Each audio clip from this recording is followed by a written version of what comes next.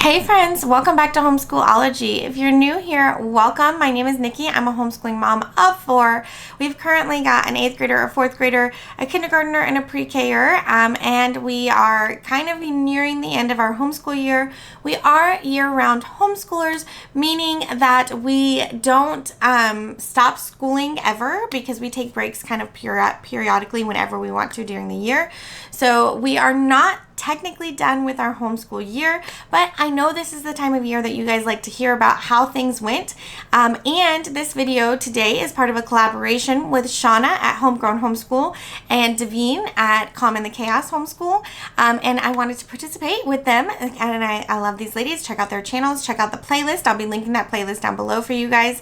There's going to be a lot of moms sharing what they used and how it went for them. So this is a great resource when you're planning for your new homeschool year. But today's video, I'm going to be going over what we used for 4th grade for the 2023-2024 school year. If you missed it, my last video is 8th grade, what we used and how we liked it and how everything went. So I will link that video here and down in the comments if you want to check that one out. And on Friday, I will be sharing what we did for kindergarten and pre-K.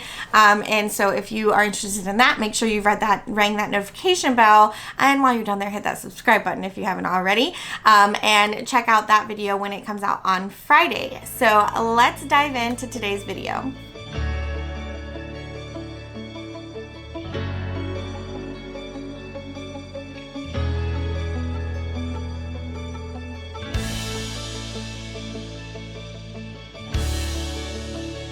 So how we are going to do this is I'm going to play my video that was my curriculum picks from my curriculum picks video from last year, and then we're going to watch along, and I'm going to pause along the way and tell you, once how that piece of curriculum went for us over the school year. So let me cue that up and let's get started.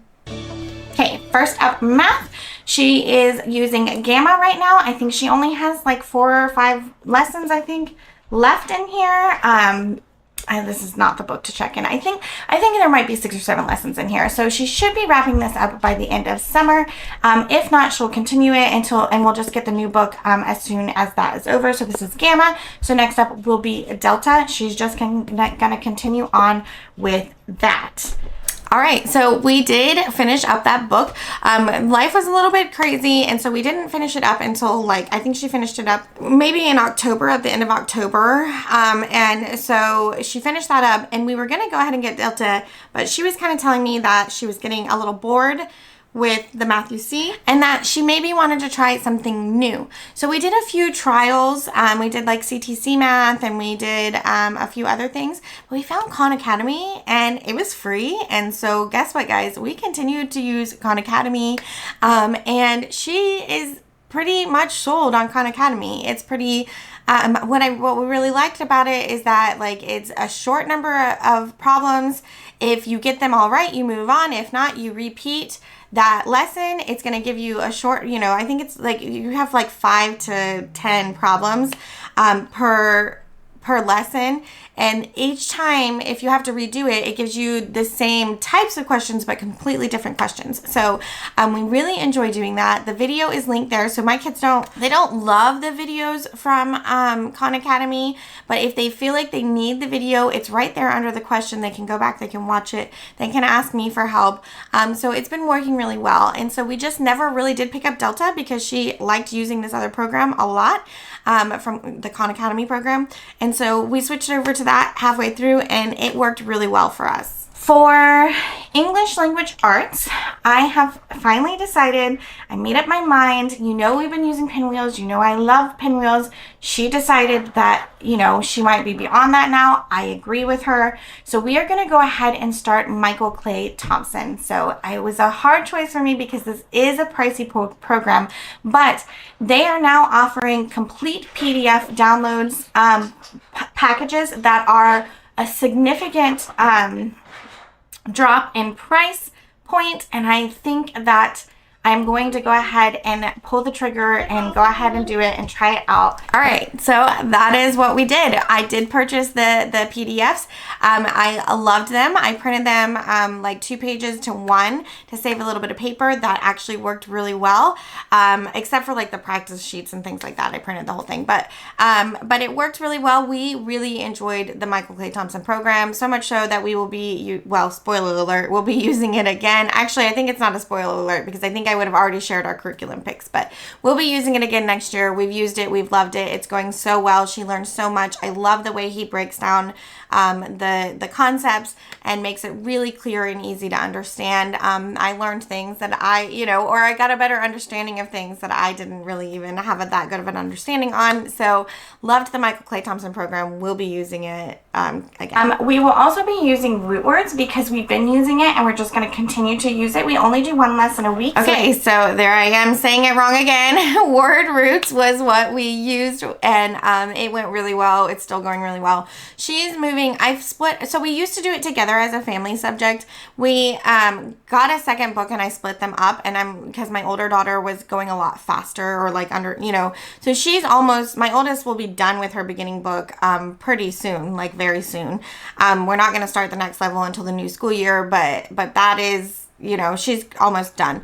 My 4th grader, she only got about halfway through the book because she's moving a little bit slower. It's a little more than halfway, I guess.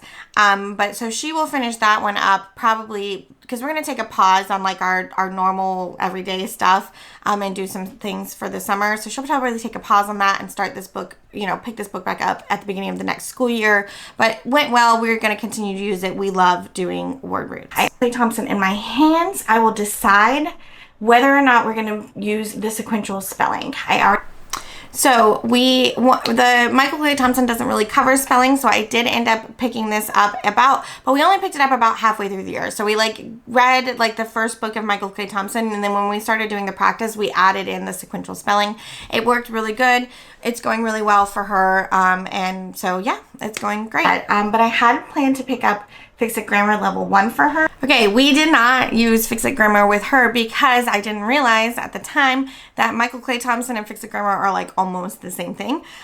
Fix It Grammar, the lessons are very short, but it's a great program. I like how quickly it's over. Michael Clay Thompson does a much better job of explaining, but it's basically the same thing, the same like sentence diagramming approach to learning grammar. So we are not going to do Fix It Grammar with her. We're going to stick with Michael Clay Thompson. So that was something we did not do. We're also going to be doing layers of learning writing workshop, and so I think I'm going to pull her in on that as well if I feel like it's not going to overwhelm her. Okay, so I did pick up this layers of learning. I talked about this in my last video. We just didn't get to it as much as I had hoped, so I don't want to give like a full review here, but the few lessons that we did do, we did enjoy. So far so good there, but I will give you a better review. We're going to try to do some of those over the summer, and I will give you a better review probably closer to the new school year. Watch my video on Monday where I shared about 8th grade. You will see that I'm using the Big History Project with older sister, but I'm combining it with Curiosity Chronicles. So when we are doing the Curiosity Chronicles with older sister, then she will join in as well to do the Curiosity Chronicles activities. Okay, so if you watched my video on Monday where I shared the update for 8th grade, you will have known that we didn't get very far into that program as far as I wanted to. So we didn't really use much of this Curiosity Chronicles. What we used, we loved. I know I'm going to continue using it. So that is that. Like, we definitely used it and liked it, but it's going to carry over to next year because we didn't get very much done in it at all. She actually came along with us for like the Big History Project stuff more than I anticipated her doing. So definitely it's something you can use with a younger kid. If you're using it on Khan Academy, I think it can be used for, younger, probably like that 4th, 5th, 6th grade. That's kind of where it's good for.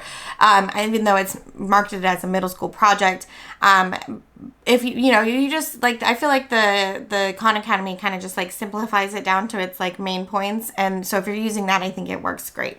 And so she came along more so with that, and we did that with her, and we didn't really use this Curiosity Chronicles much, but we will be using it still. For science, we are going to be doing science chunks.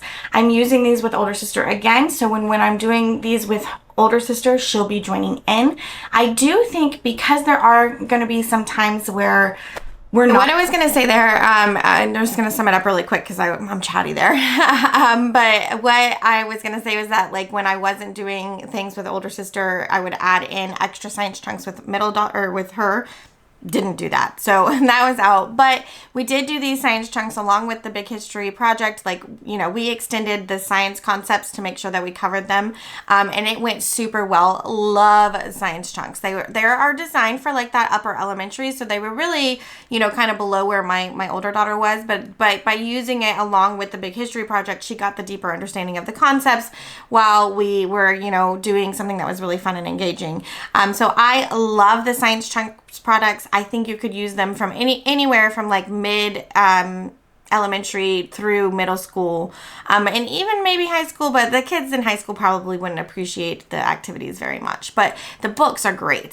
She will be joining in on layers of learning art because it's going to be tied in to that unit too, so she will be joining in for that. So if you didn't see my video on Monday, we just simply didn't get to that very often. We haven't gone to human history in our timeline progression, like we're just at the beginning of life on Earth. So we are going to cover another unit. I'm hoping to finish that up through the summer before we get to the history of people. And of course, you know, art didn't exist before people existed, so we just didn't get to much of that. But the few things that we did do, I really did enjoy. So I highly recommend that program. For like computer sciences, I'm going to have a computer sciences this year for her older sister. During that time, I am going to have her work on typing. She's done a little bit of typing in the past, but it is time for her now to really seriously. This didn't happen.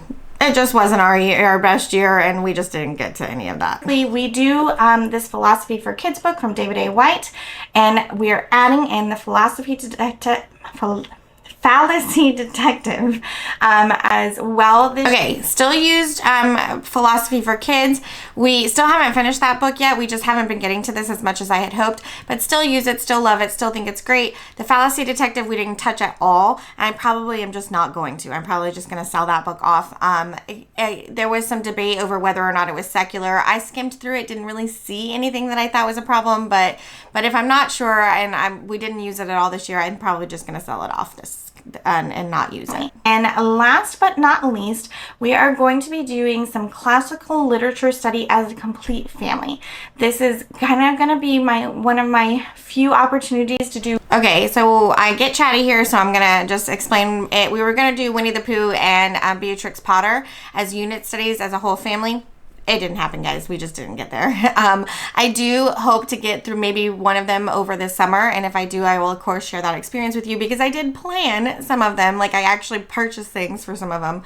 And so that we just didn't get to, but, you know, hopefully we will sometime in the near future. And I think that was it. That was going to be it for that video. So that was how our 4th grade year went. It went really well. I'm trying to think of anything that we might have added or anything extra that we might have done. I don't think so.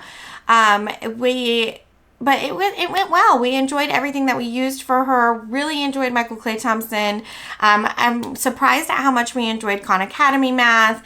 And yeah, things went well this year. We learned a lot. It was kind of a heavy science focused year, which is fine. You know, if one year you want to do science and the next year you want to do history and then you switch back and forth, that's fine. A lot of people like do science for 6 weeks and then history for 6 weeks and then science for 6 weeks. So it's however you want to make it work. Combining them went well for us, you know, learning science concepts through historical, you know, like the timeline of history went really well. We enjoyed that a lot. So yeah, so the year was good and we had a lot of fun. It wasn't our greatest year in terms of like getting things done. We had a lot of other things going on in our lives that we just didn't get a ton done, but my kids still made so much progress this year. We had a great year. But yeah, so if I missed anything or you want to know more about anything that I mentioned and I just didn't explain it enough, let me know down in the comments. I'm happy to continue chatting about this with you, help you in any way that I can. Of course, the battery overheated as soon as I was wrapping up this video, but I wanted to say thank you again to Shawna at Homegrown Homeschool and Davene at Calm in the Chaos Homeschool for hosting these wonderful collabs. They're always a lot of fun. fun. Don't forget to check out that playlist, link down below. Don't forget you can chat with me over on Instagram at Homeschool-ology, and follow along with our daily lives over there. And I hope you will come back and chat with me again real soon, and I'll talk to you guys later. Bye.